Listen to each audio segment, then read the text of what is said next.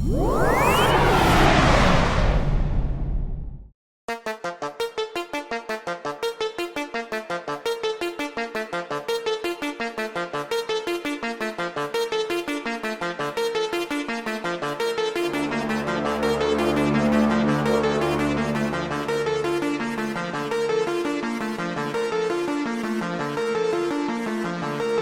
Hollywood, it's Paranormal Tonight. I'm Mark Summers, and now, here's your host, Dan Harary. Live from Hollywood, it's Paranormal Tonight, and my name is Dan Harary, rhymes with Ferrari, that's how I remember it. A little bit about me.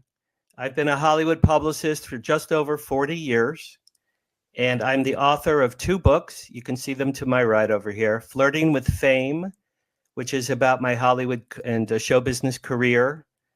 And After They Came, which is my book about science fiction book about benevolent aliens who come to Earth and save mankind. And I hope they come soon because I think we could use them.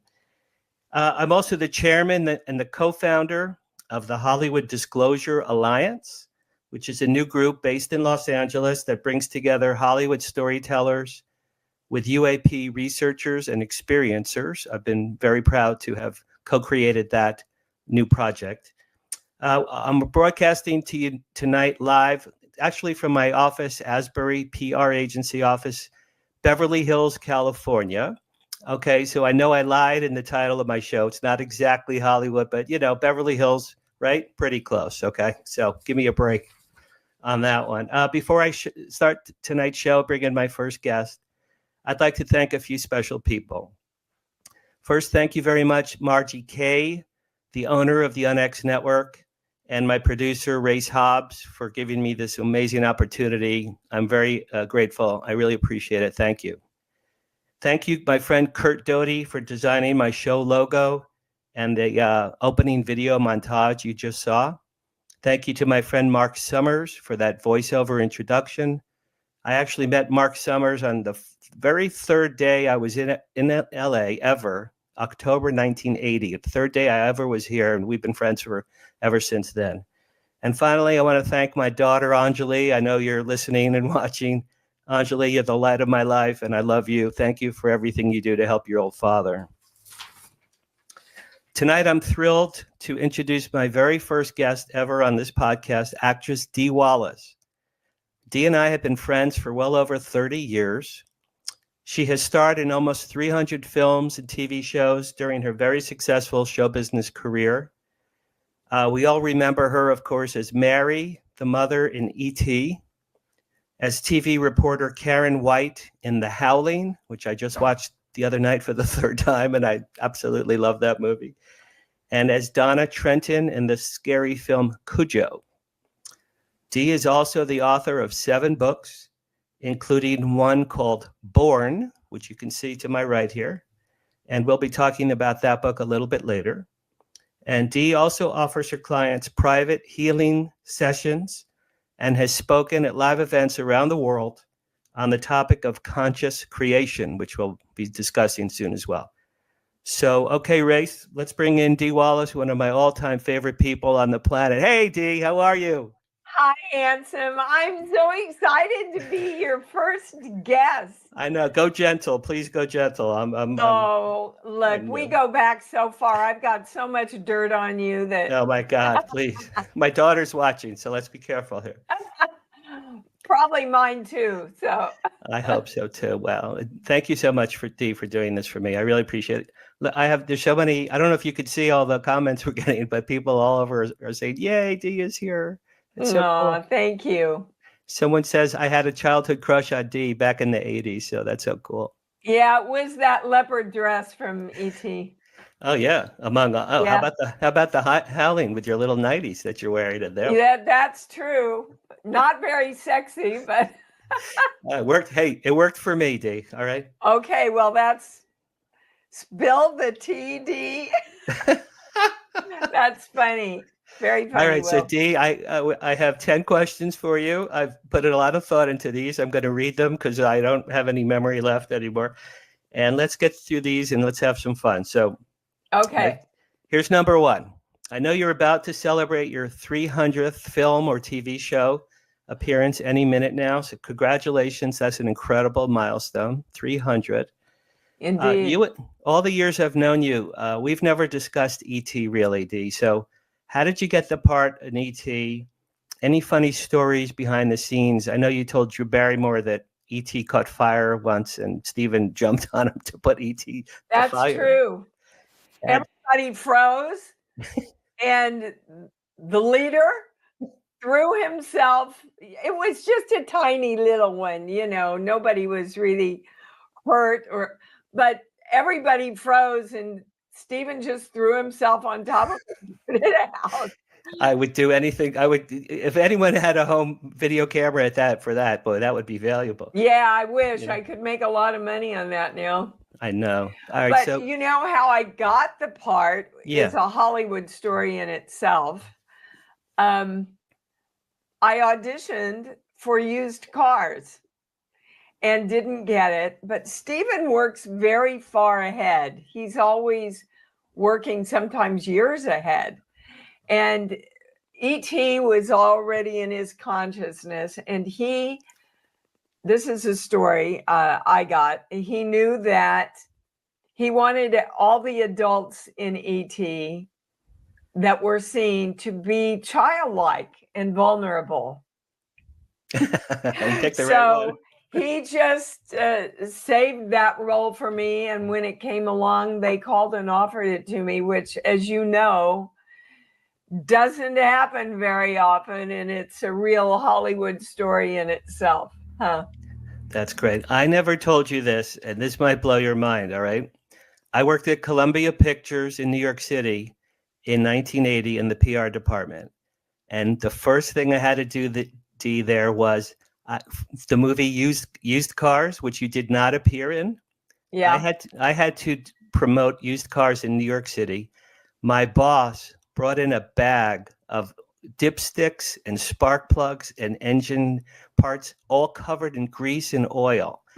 And I had to gift wrap those items with tickets to the premiere screening of Used Cars. I'm in a suit and a tie.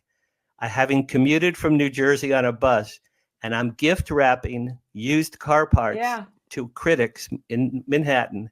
And it's kind of a clever idea, but they sent them back. Representation of how glamorous our business is. It was my first job in show business. I said, "This is Hollywood, not for me." It was my very first job in Hollywood. And yet here you are. I persevered. What was it like for you walking around town and just doing your life when E.T. was the biggest movie in the world? What was that like? You know, people ask me that a lot about my entire career, and I have to honestly say, Dan, I don't attract crazies. Never have. No matter what movies come out, the only time people really recognize me is when I have absolutely no makeup on in the grocery store. And always somebody comes up to me and goes, Are you Dee Wallace, or are you an actress? It's pretty funny, actually. But I just, I know I'm very well known for that part, but people don't come up and bother me. I think there's kind of a reverence for that movie, you know, that people honor it so much that there's a distance of respect there. Absolutely. Absolutely. When that movie first came out, I was dating my now ex-wife, and we stood in a long line at the Cinerama Dome. So did I. Really? That was probably, we were probably in the same line. We probably were, because the only time I'd seen it before that was a screening with all the what we call suits from Universal. Sure. And of course, when all the suits are there to watch and judge it, nobody makes a comment or nobody laughs, or what if their boss feels a different, you know. So I ran home to my husband, Christopher Stone, and I said, oh my God, I think they hate it. I think my career's over. And he said, get your coat. We're going to go see it with an audience. Right. And of course, people were laughing and screaming and crying. And he looked at me and he said, what do you think now, honey? He was so smart. He'd been in, the business a lot longer than I had. So that was wonderful. I remember the first time E.T. showed up on screen, everyone jumped out of their seat because we didn't know what the little creature was going to look like. Yeah. I remember the first day on the set, I walked in, and to my right, there was E.T. with about 5 guys around him talking about something.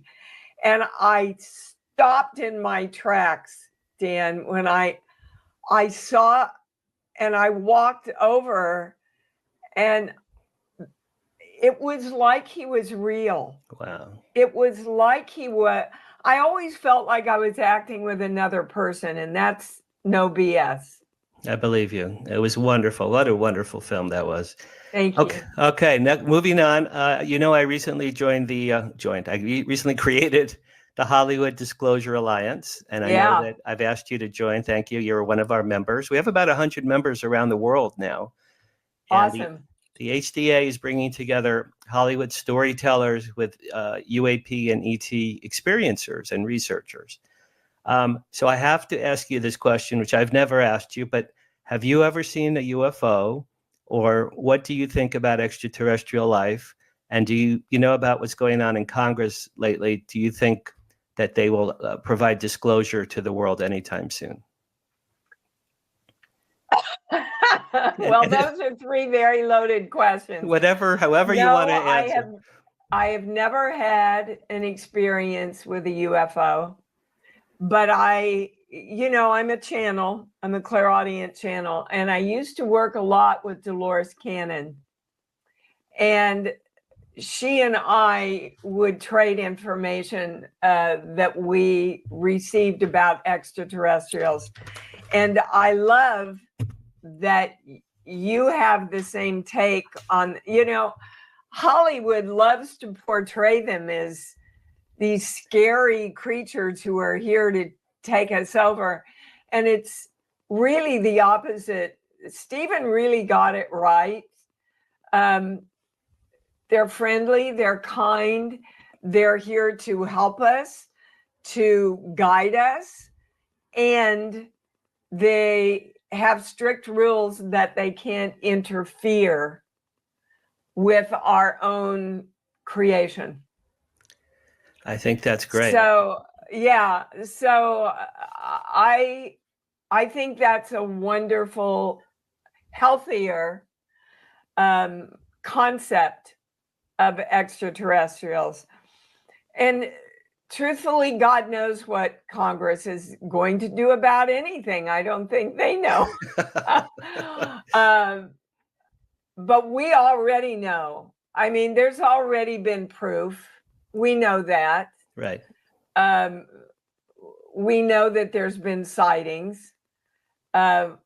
We have case histories of people that have come forward where they have dealt with extraterrestrials. So for me, there's no question in my mind that they're already here and that they are here to help us and support us. Well, that's wonderful. My book, After They Came, which is right here, came out last year, and it's science fiction. It's about 2 benevolent aliens, man and woman, who come to Earth to solve all of man's problems. And, like you said, so many Hollywood films and TV shows, they're either here to kill us or to eat us. There's a famous Twilight Zone episode called To Serve Man. I don't know if you ever saw it.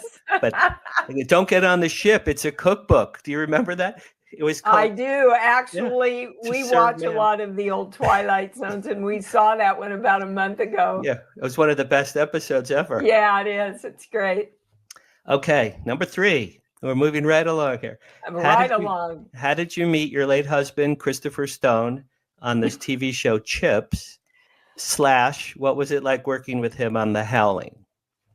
Oh my God. All right. Well, you knew Chris. I did. You knew how funny he was, how kind he was to everybody. Yes, the director on Chips had worked with both of us in different things. And so kind of called and said, will you do me a favor? And so we both said yes. Well, Christopher, of course, I was pretty new in the business. And Christopher decided he needed to direct me. Really? Okay. Like the whole episode. And finally, I turned around to him and I said, dude, you know, I just had a great guest star role on Lou Grant. And he changed like that, Dan. He said, oh my God, you were that hooker on Lou Grant. And I said, yeah, I was. And he went, oh my God, I called my then ex-wife in and I said, you got to look at this girl. She's going to be a big star. Wow. And I said, well, how interesting. Do you think you could stop directing me then? That was back in the day, remember, when we had beepers and you had answering services and they were never supposed to give out any personal information. But Christopher get gold out of a beaver's butt. And somehow he talked them into giving them my address. And by the time I got home from the set, there were 24 roses waiting for me. Wow. He wanted you. And he called me because he got my phone number from somebody and asked me out. And I said, oh, I can't go out. Well, I could go out Saturday. He said, oh, I've got a big poker game with my guys every Saturday. I said, well, call me again sometime. We'll see. And there was 1 second delay, Danny went, all right, never mind. I'm not going to the game. I'll pick you up at 7. And that was the last time, pretty much, that we were ever apart. And then a few years later, you did the Howling together. Yeah. What was that like working with him on the Howling? Well, look, we had a lot of fun between takes, okay? You were in bed a lot between. We were in bed on screen a lot, yeah. And we shared a trailer. I'll leave it to everybody's wonderful imagination out there.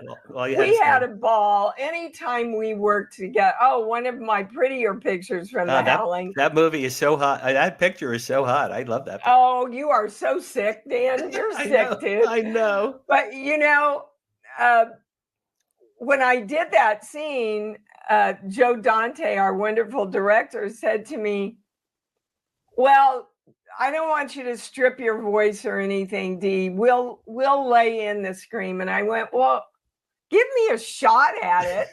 Wow. So that's my real scream. And then they just echoed it. I was very happy about that. That's great. I've seen it 3 times. I saw it 2 nights ago and I couldn't wait. It really holds up, doesn't it? I love that movie. Yeah. Okay. The dog in Cujo, like the scariest animal. How did that dog not bite you? How did that happen?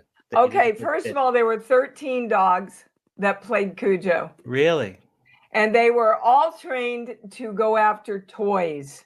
Wow. So one of them had a toy for growling. One of them had a toy for jumping. One of them had a toy for digging. Wow. One, because, you know, you can't overwork animals. Me, there was only one.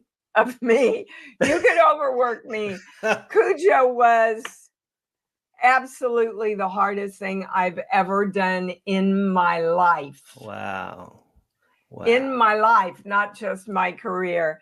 And it's also my favorite movie. I just feel like I gave everything I had as truthfully as I could.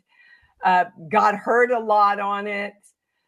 We actually had to tie their tails down because they were wagging them all the time.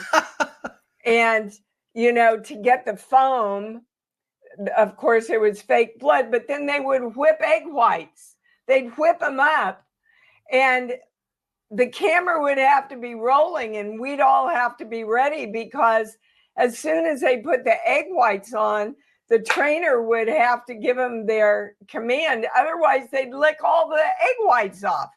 Wow. So it was a very, very challenging movie. Well, Very. when I saw that recently, I was in that car with you and the little boy, and Yeah. I'm like, Wasn't Danny Pintaro amazing? Too. The two of you in that car. The whole movie is the two of you in the car. Yeah. With this creature from hell salivating all over you, and I was so proud that you pulled that off when I watched. Wow, that. it was challenging. Thank God for Louis Teague. I've had some great directors. Absolutely. Joe Dante, of course, Stephen Blake Edwards. I started out with Blake on 10 with Dudley Moore, You have some career, my friend. Okay, so speaking of dogs, we just did Cujo. Now we have to talk about the new Lassie. You and I met. Raysk, if you could put up that new Lassie picture, please. Okay. Oh, look how cute we all are. Dee, I met you and Chris that day. I was the publicist for the new Lassie. This is the day I met you. I was standing to the right of Chris. And I was a little scared of Chris when he goes, you are a publicist, huh? I go, yeah. He goes, you better do a goddamn good job. And I'm like, humming. That sounds like Chris. He was very, very protective. He was. Of me. He was. He scared me. You remember, I will never forget, Dan, the first day on the set. There was this big scene, and it all revolved around this dirty pair of socks. And Timmy, I think, picked them up and threw them to Wendy, and then she picked them up and threw them to Chris, and Chris threw them to me, and I threw them to Lassie. And the trainer goes, oh no, we can't do that. This dog can't catch anything. Oh no, Lassie can't catch. Oh no. I remember I stood there and I went, what? Lassie. And he said, well, then we found out that it was a direct descendant from the real Lassie. I remember. But she'd been a house pet all her life. So they'd only trained her for like 6 months. And she was a beautiful dog, but she just couldn't do a lot. So we had to, I called Albertan over and went, did we not have a production meeting or anything about this? Dee, do you remember, this was my idea. You and I and the cast and Albertan, the producer, we rededicated Lassie's star on the Hollywood Walk of Fame. You were there. Yes. And I was the publicist. It was my idea. So you were there. The cast was there. Lassie pulls up in a long white stretch limousine. I don't know if you remember. Lassie, the dog, gets out. We had press, Johnny Grant, the mayor of Hollywood. We had, I don't know, maybe 150 people. So, and I'm in a suit. Now, this is my gig. I produced this. I looked down at the star, Dee. And the original Lassie star was from the 1950s. I looked down at the star. There was a big piece of bubble gum on the letter L. So it looked like Assie. I don't remember that. It said Assie. And we had all this press, you guys, the cast, the producers, Assie. So I got on my knees with my car key. I'm sure you did. A true story. It's in my book, Flirting with Fame. I scraped off the gum so it said Lassie instead of Assie. That's my greatest Hollywood story. Oh my God. Well, it kind of suited her or him. Yeah, he couldn't even catch. What kind of dog is this? Oh my gosh. Are we talking about?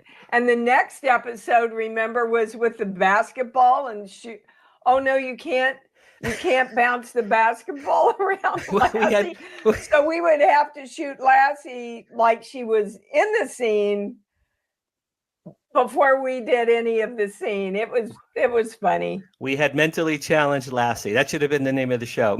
Mentally Well, challenged. I think for only 6 months training, the dog was awesome. Yeah. But all right, Race, I think we have commercial time. Yes. To have a little break. Let's take a little break now, Dee. I have more questions. Thank you, everyone. I see all my friends writing to me and Dee. So a little break, and then we'll be right back.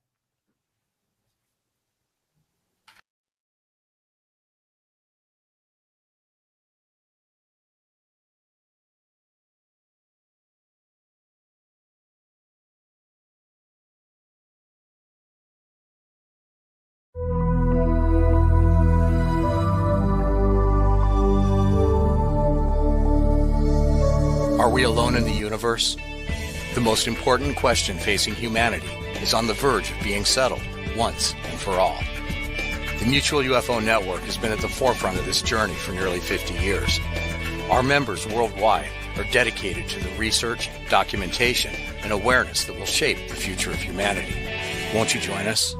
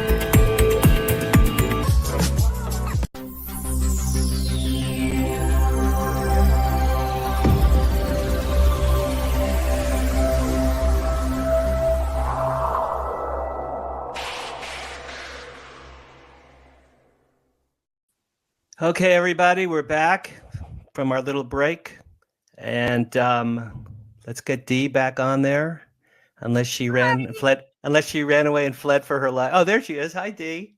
no, I didn't flee for my life. I didn't even go pee. Okay, next, here we go. Last year, you were kind enough to introduce me at Book Soup, the bookstore in West Hollywood, for my book signing for my book, Flirting with Fame. Yep. And I greatly appreciate that. It meant the world to me that you did that for me. And then afterwards, you left me a present on my car, I remember, and it was your book, Born, which I've read twice. And this is a must. Did you learn something, Dan? Well, I learned theory about how to make your life great and wonderful and better and find love and all that. I haven't been able to pull that off, quite frankly, but I believe. Now, wait, all right, just stop there. That's BS. You've got the first episode of this great new show that you've created. Yeah. Well, okay, so that's really up for all of us right now. We need to acknowledge our gifts. We need to acknowledge how great we are. We need to acknowledge everything. You've written 2 books, Dan. Come on. I have 2 more coming out in May. Okay. Yeah. Well, so you haven't created a great life at all. Well, I created a great daughter. I will say that. She's over there in the comments. Me too. I've done some good things. For sure. And I think that during the break, I was testing to see if there was a message that the extraterrestrials would want us to know. And the message that came through is love yourselves more. And the more you can love and trust us, the more we can make our presence known to everybody. So there you go. That's wonderful. That's terrific. In your book, Born, Dee, you wrote something that really was remarkable. You said you spoke to your father after his suicide through a light that entered your bedroom. Now, my dad passed in 2017, and Dee, he contacted me 5 times after he passed. 5 times. Yep. Each one was very, very obviously him, and each time he gave me a message, so it blew me away. Tell me about your experience with your dad after he passed. Well, my bed, my room was a sleeping porch, so there were windows on 3 sides. And on that wall over there was a mirror. So I was laying on my side and I saw this light in the mirror and I thought, where's that coming from? All the shades are down because you could see the lights from downtown when my shades weren't down. And I turned back and the light left the mirror and kind of hovered in the middle of the room. And it didn't scare me. That's how I knew it was real. It wasn't like a scene from one of my movies, you know? And I didn't hear it like I hear your voice, but I heard the vibration and understood it. And basically he said, look, it's not your fault, button nose. That's what he used to call me. I'm where I'm supposed to be. I'm okay. Your job is to go on with your life and be happy. And then it went back into the mirror and poof, went away. And now I got a lot of messages when I was young, as a lot of kids do. You know, we say, oh, isn't that cute? It's their imaginary friend. But they're really channeling and hearing information from the other side. What did your dad say to you? Well, I'll tell you that in a second. How long after your dad passed did that light come to you?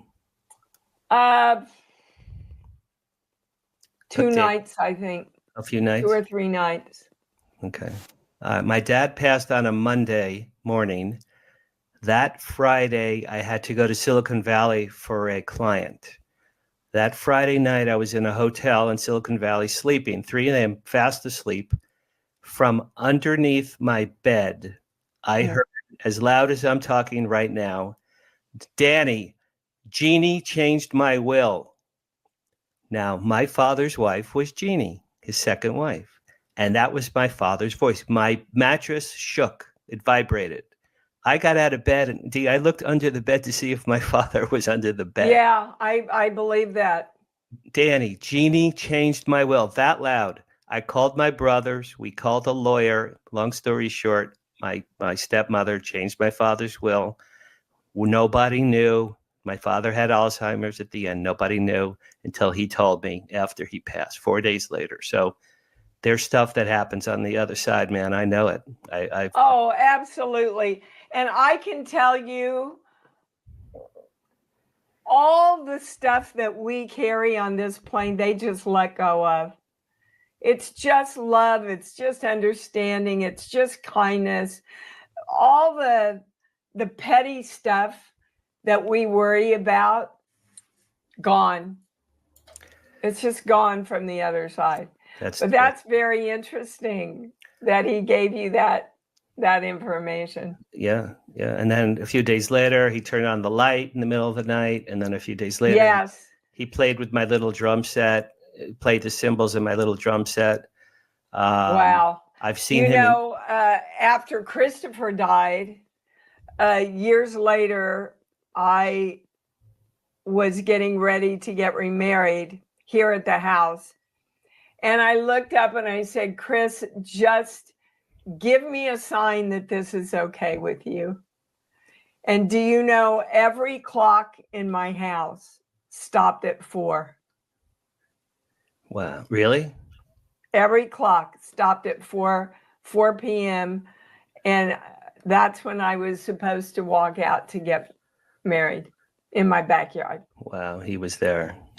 He was Yeah. he was a good guy. He really loved you. I saw him look at you, Yeah. boy. Yeah, and vice versa. In your book, Born, you discuss how spirituality, religion, and brain science all concur with each other when someone wants to create their own life.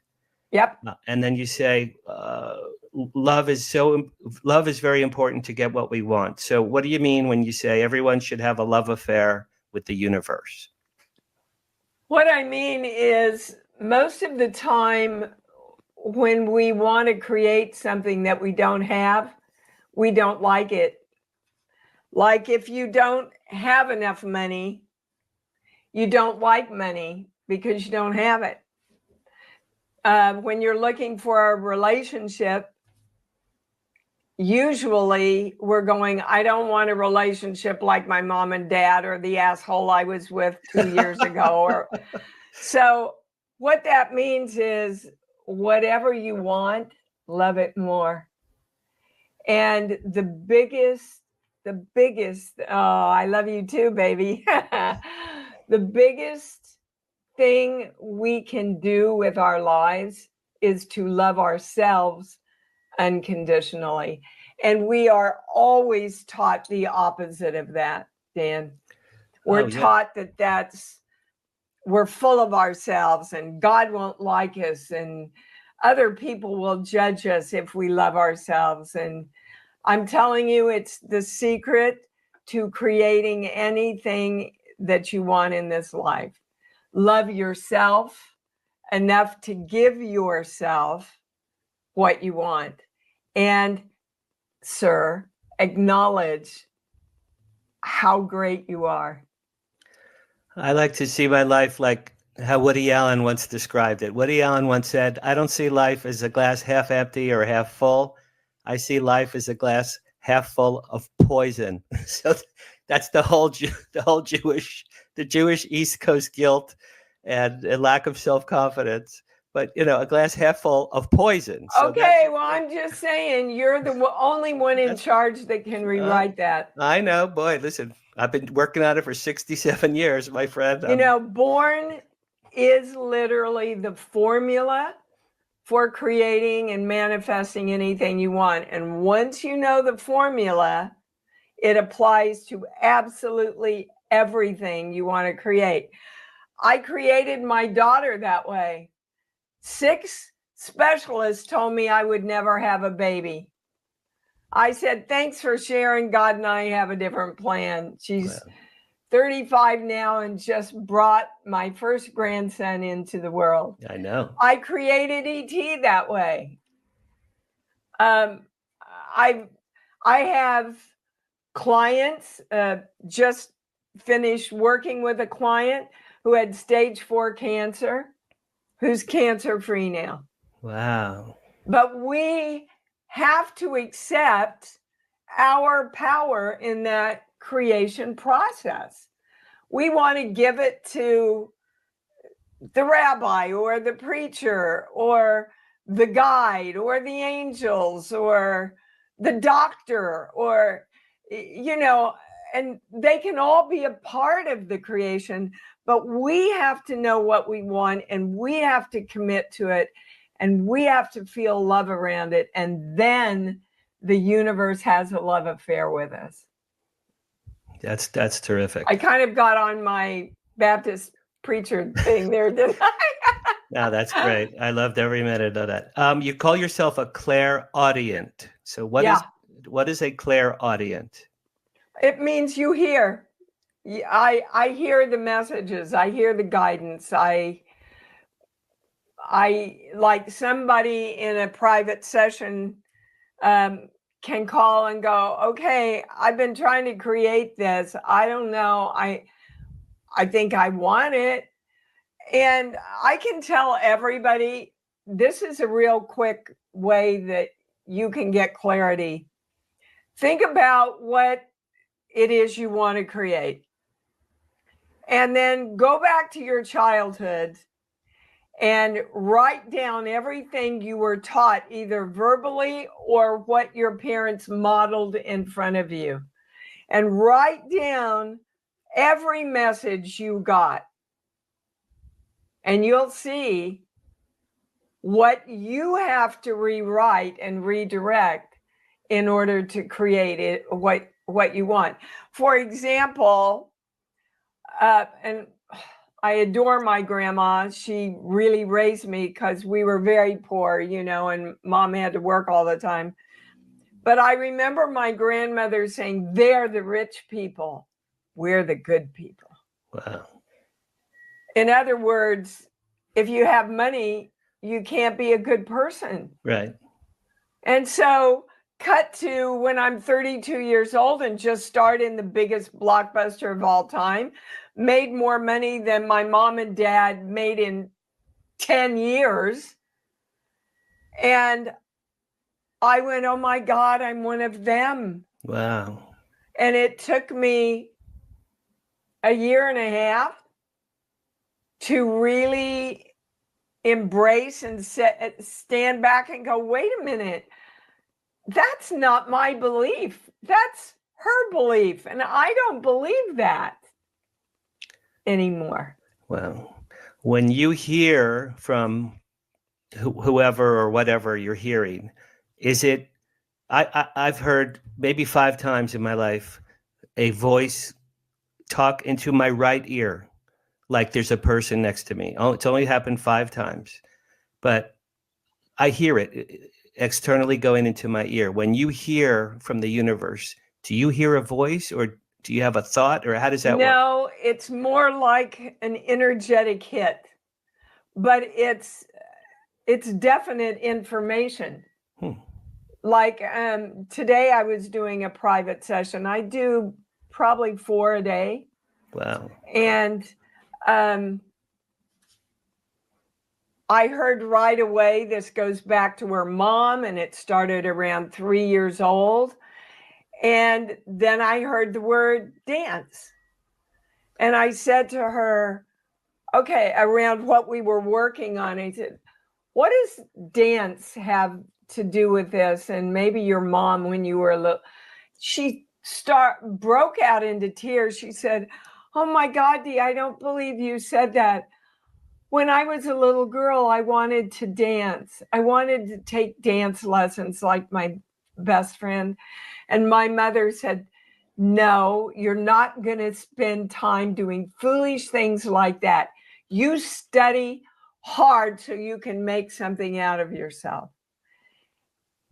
And so what does that say to a little girl? Oh, I can't trust myself to have fun.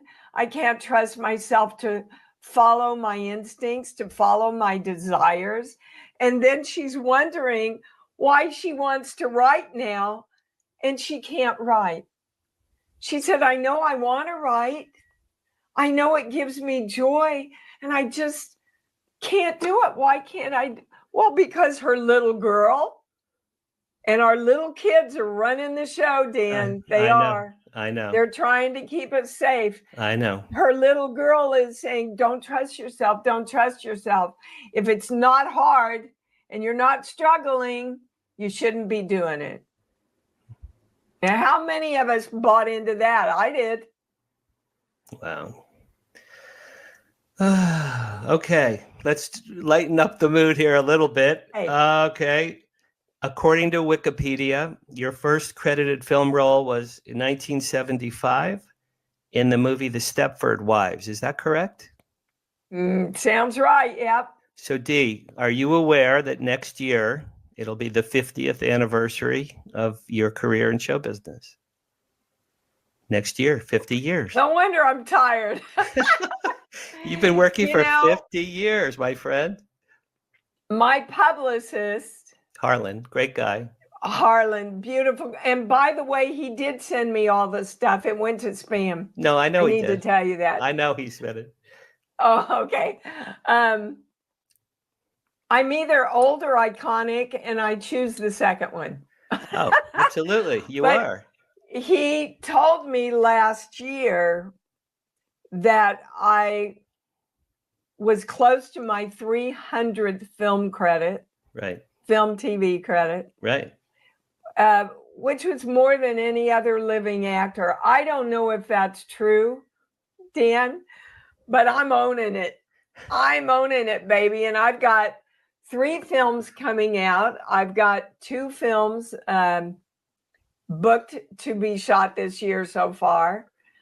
So I'm like the little Energizer bunny. And I figure as long as I love it, I should do it, right? Well, you're going to hit 300 this year.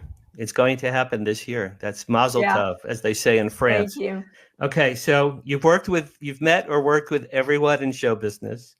What were some of your favorite roles? And did you ever pass on any roles that later became, you said to yourself, oh God, I wish I had taken that one? In the very beginning of my career, Ron Howard offered me, probably after auditioning, I don't even remember, and the girl from Cheers ended up doing it. And I always wish I had done it, but she was like a hooker or something, I think. And back then, you have to understand, I'd just gotten here from Kansas and I thought, oh my God, my grandmother will die if I do this.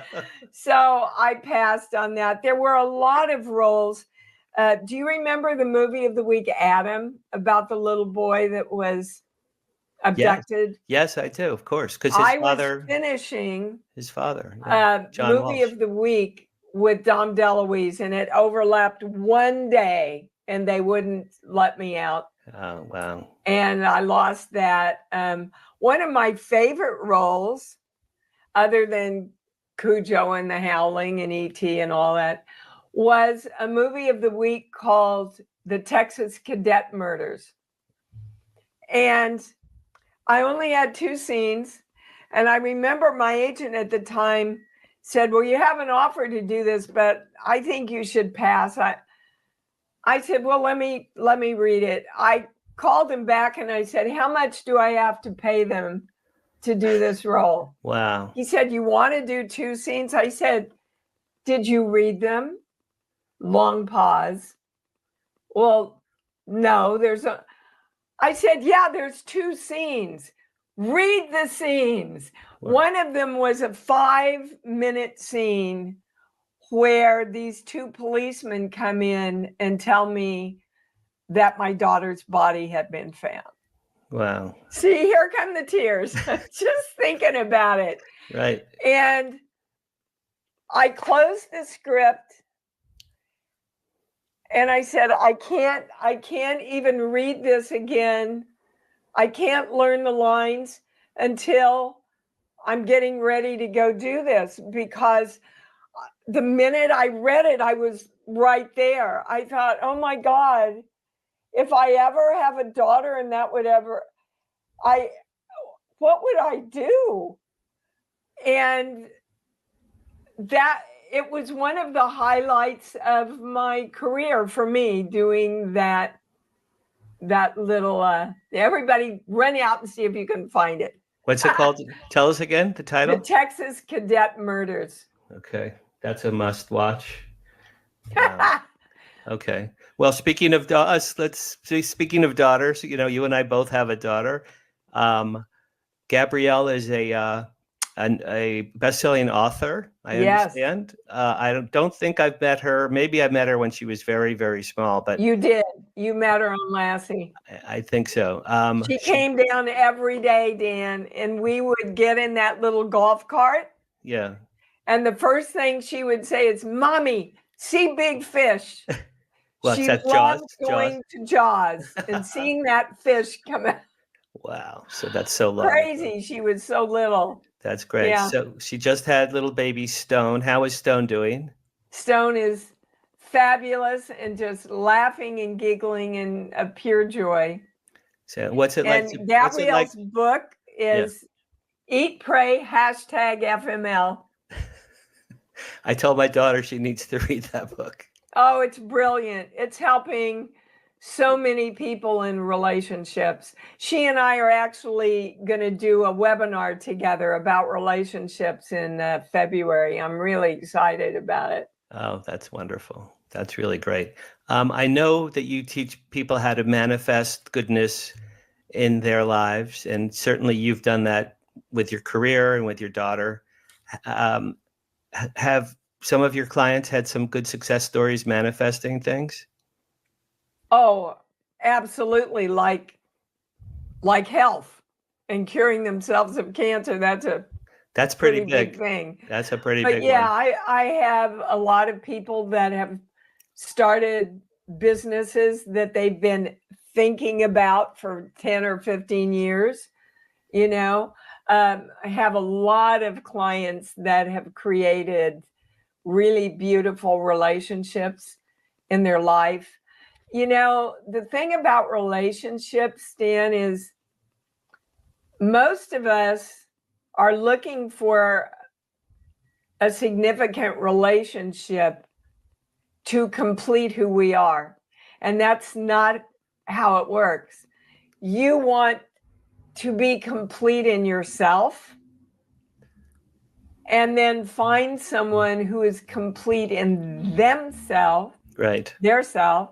Right. And then when you come together, you are two complete people creating a relationship instead of, gosh, I need you to complete me. Are you rich enough to buy me a home?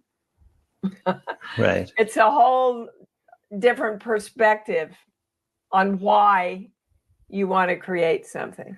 Well, for me, with my romantic life, it's the U2 song. I still haven't found what I'm looking for, and I'm not getting any younger, Dee. So if you have any single what friends, you're looking for let me know. is you.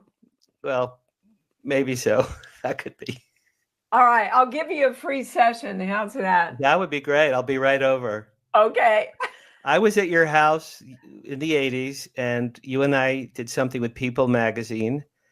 And I've still got it. And I think, Dee, it was your story about how difficult it was to get pregnant with Gabrielle and how that worked out for you. Wasn't that the story in People? Oh, gosh, I don't remember. I can tell you there are some crazy pictures of Chris and I, but I think that was pre-Gabby, if I'm not mistaken. It's probably around ET.